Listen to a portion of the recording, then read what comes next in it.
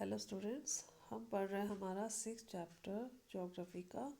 और आज का हमारा जो टॉपिक है वो है industrial pollution and environmental degradation.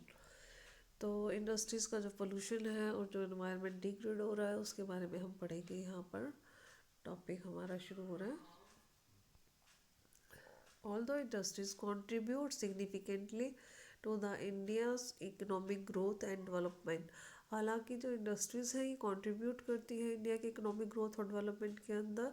The increase in population of land pollution of land, water, air, noise and resulting degradation of environment that they have caused cannot be overlooked। अब जो है यहाँ पर क्या बताया गया है, तो अब इससे क्या हुआ है, इंक्रीज हुआ है पॉपुलेशन पोल्यूशन, लैंड का, पानी का, हवा का, नॉइस का, जिससे क्या हो रहा है, एनवायरनमेंट हमारा डिग्रेड हो रहा है, ख़राब हो रहा है। और ये इसकी जो वजह है इनको इग्नोर नहीं किया जा सकता। Industries are responsible for 4 type of pollution. अभी जो इंडस्ट्रीज़ हैं इसके अंदर क्या है, 4 तरह के पोल्यूशन होते हैं। कौन कौन से सबको पता ही है, मोस्टली ये टॉपिक बहुत ईजी सा है। Air, water, land, noise. The polluting industries also include thermal power plants. अब ये जो गंदा करने वाली इंडस्ट्रीज़ हैं इनमें से, पोल्यूट करने वाली जो इंडस्ट्रीज़ हैं उनमें से इसको भी इंक्लूड किया गया है। हमने थर्मल पावर प्लांट जो है ये भी पोल्यूट कर रहे हैं। सबसे पहले है air pollution. Air pollution is caused by the presence of the high proportion of undesirable gases. अब जो एयर पोल्यूशन होता है वो किस कारण से होता है, जो जब हाई प्रपोर्शन हो जाता है उन गैसेस का जिनकी ज़रूरत नहीं होती है एनवायरनमेंट में, सच है sulphur dioxide and carbon dioxide, जो कि कौन सी है, सल्फर डाइऑक्साइड और carbon dioxide. Airborne particulate materials contain both solid and liquid particles like dust, sprays, mist and smoke। अब और कौन कौन से बताए इन्होंने, जैसे एयर के अंदर जो पार्टिकल्स होते हैं, स्पेशली कौन कौन से इन्होंने बताया, चाहे सॉलिड हो चाहे लिक्विड पार्टिकल हो, डस्ट हो, जैसे डस्ट के, स्प्रेज के, मिस्ट के या स्मोक के। Smoke is emitted by chemical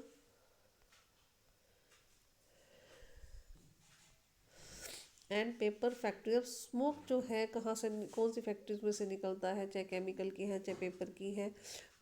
जो भट्ठे वगैरह ईंटें बनाते हैं, रिफाइनरीज हैं, स्मेल्टिंग प्लांट्स हैं जहाँ पर फॉसिल फ्यूल जलता है, और बड़ी और छोटी फैक्ट्रीज जो हैं दैट इग्नोर पोल्यूशन नॉर्म, जो पोल्यूशन के नियम कायदे हैं उनको इग्नोर करती हैं।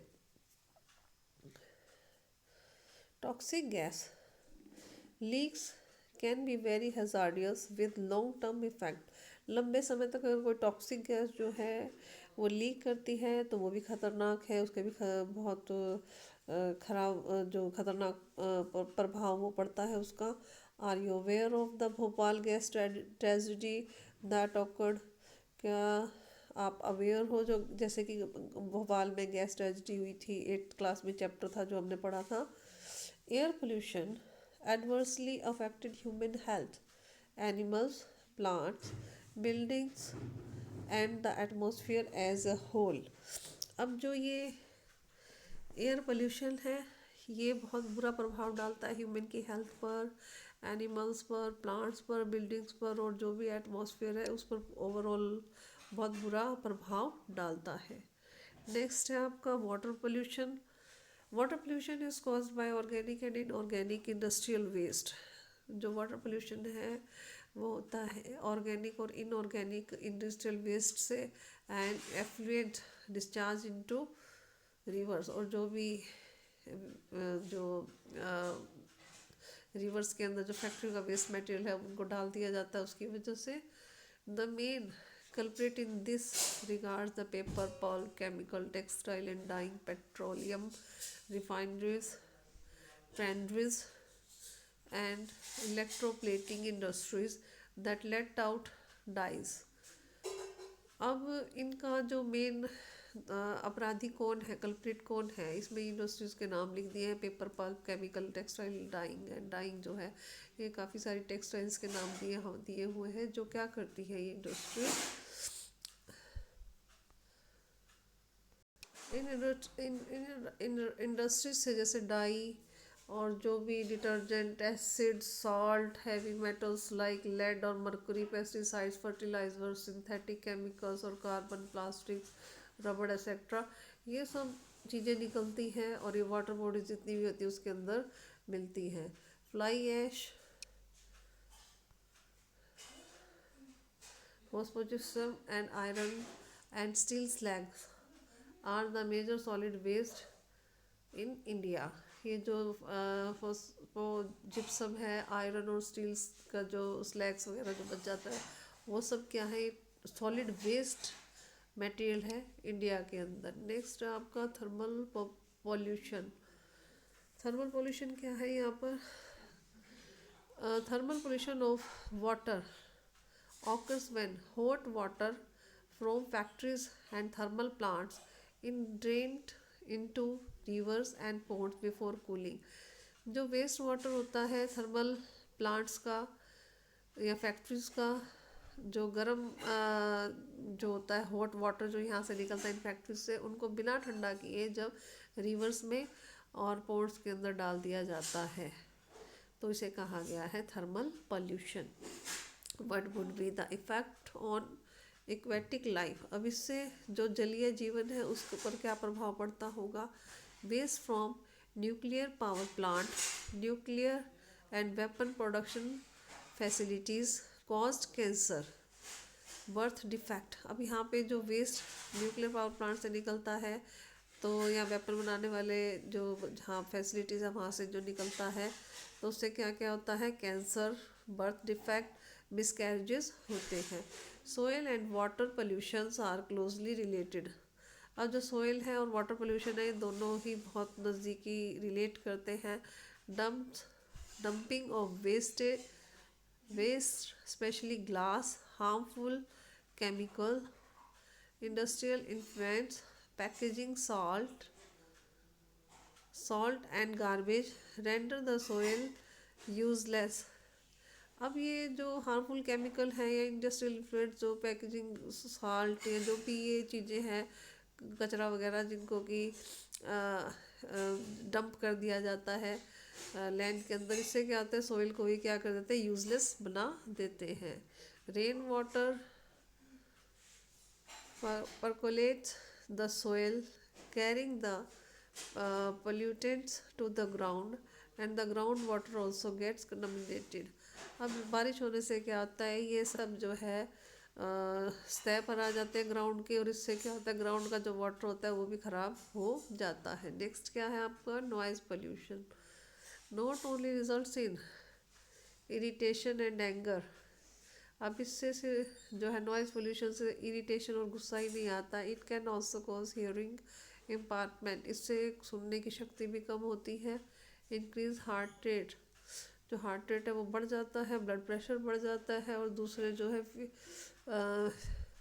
जो दूसरे साइकोलॉजिकल इफेक्ट जो है वो भी हो जाते हैं इससे। Unwanted sound is an irritant and a source of stress. अब जिन आवाज़ों को हम पसंद नहीं करते उससे क्या होता है हम इरिटेट होते हैं और स्ट्रेस होता है हम लोगों को। Industrial and construction activities, machinery, factory equipment, generators, saw the pneumatic and electric drills also make a lot of noise। अब देखो इन सब चीज़ों से जो है इंडस्ट्रियल जो है या कंस्ट्रक्शन एक्टिविटीज़ होती है, मशीनरीज होती है, फैक्ट्री इक्विपमेंट्स, इनसे क्या होता है बहुत ज़्यादा मात्रा में आवाज़ जो है वो निकलती है। नेक्स्ट है आपका कंट्रोल ऑफ एनवायरमेंटल डिग्रेडेशन। अब इसके अंदर क्या बताया गया है, every litre of waste water discharge by our industry pollute 8 times of the quantity of.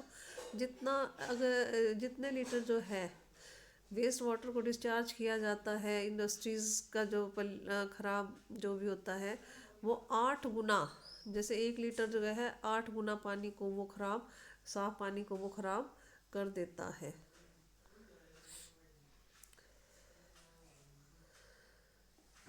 How can the industrial pollution of the fresh water be reduced? किस प्रकार से जो ये साफ पानी का जो पोल्यूशन है उसको रिड्यूस किया जा सकता है? यहाँ पर कुछ जो है सजेशंस दिए गए हैं। सबसे पहले है first, minimise use water for processing by reusing and recycling it in two or more successive stage। अब जो बहुत पानी का जो यूज़ है उसको मिनिमाइज कर देना, जैसे कि किस प्रकार से उसको रीयूज़ करके रिसाइकिल करके 2 या इससे ज़्यादा स्टेज पर हम उसको इस तरह से पानी को मिनिमाइज कर सकते हैं उसके यूज़ को।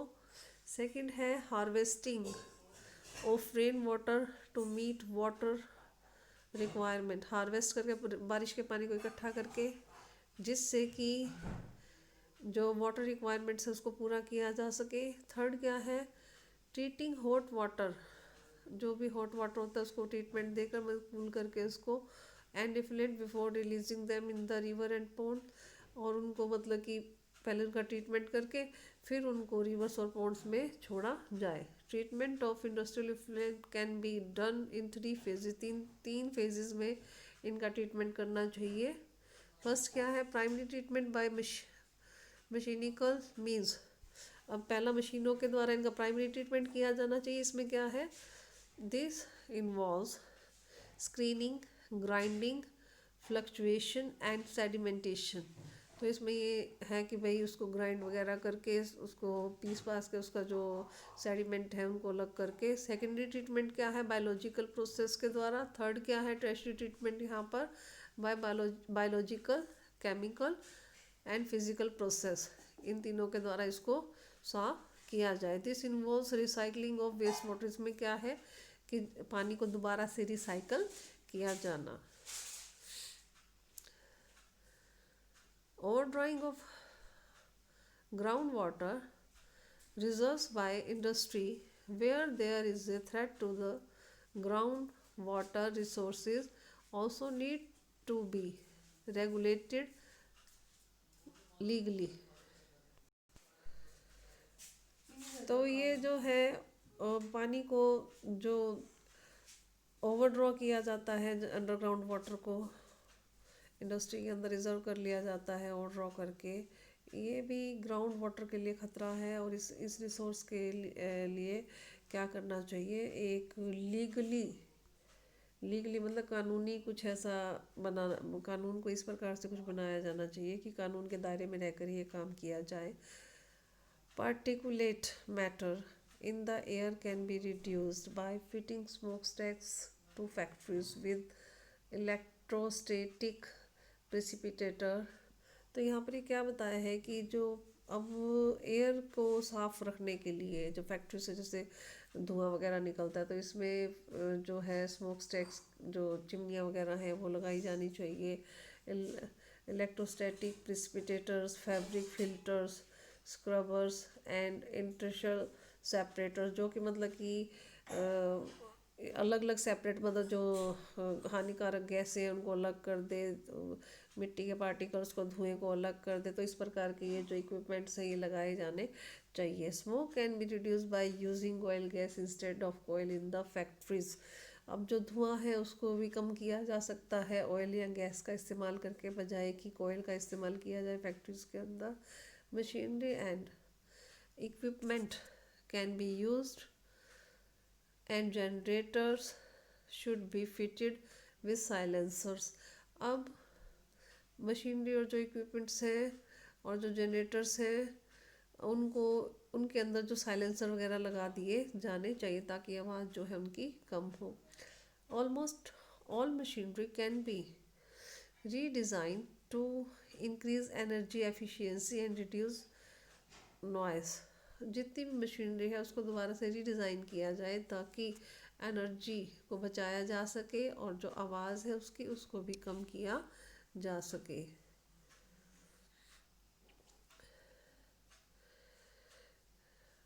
Noise absorbing materials may be used apart from personal use of earplugs and earphones। अब नॉइस ऑब्जॉर्विंग मटेरियल्स को यूज़ किया जा सकता है, और साथ ही साथ इसके अलावा जो पर्सनल यूज़ है जैसे ईयर प्लग्स का या ईयरफोन्स का, उनको भी इस्तेमाल किया जा सकता है। The challenge of sustainable development requires integration of economic development with environment concerns. अब जो ये चैलेंज है सस्टेनेबल डेवलपमेंट का, इसको ज़रूरत है किसकी, integration of economic development with, जुड़ने की, जो इकोनॉमिक डेवलपमेंट के साथ ही एनवायरनमेंट के जो भी कंसर्न्स हैं उनके साथ जुड़ने की इसे ज़रूरत है।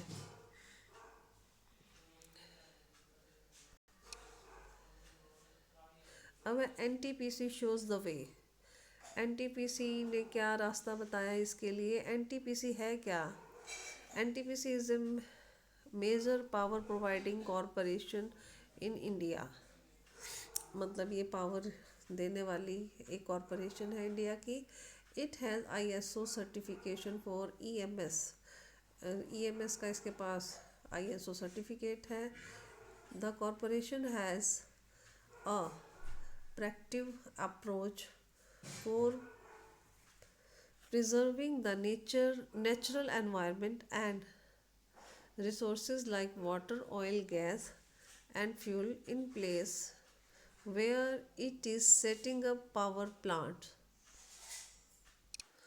जो ये कॉरपोरेशन है इसने जो है कुछ तरीके बताए हैं ताकि जो नेचुरल एनवायरनमेंट है उसको प्रिजर्व किया जा सके, जैसे और नेचुरल रिसोर्सेज को बचाया जा सके, जैसे कि वाटर, ऑयल और गैस और फ्यूल जो भी है, और किस प्रकार से जो है नए पावर प्लांट को कहाँ कहाँ पर जो है सेट किया जाए ताकि इन सब चीज़ों को हम बचा सकें, जो भी ये हमारे नेचुरल एनवायरनमेंट की चीज़ें हैं। फर्स्ट क्या बताया है, optimum utilisation of equipment, adopting latest technique and upgrading existing equipment. भाई नई टेक्नोलॉजी का, नई इक्विपमेंट, नए मशीनों का इस्तेमाल, नई टेक्निक्स का इस्तेमाल किया जाए और जो पुराने इक्विपमेंट हैं उनको अपग्रेड किया जाए।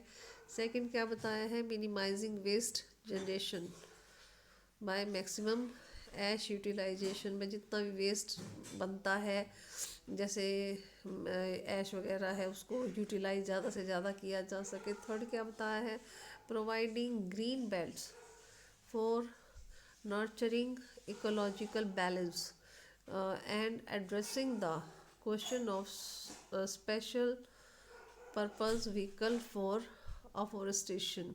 अब जैसे कि उन्होंने कहा ग्रीन बेल्ट ऐसे बनाए जानी चाहिए एरियाज जहाँ पर इकोलॉजिकल बैलेंस मेंटेन किया जा सके।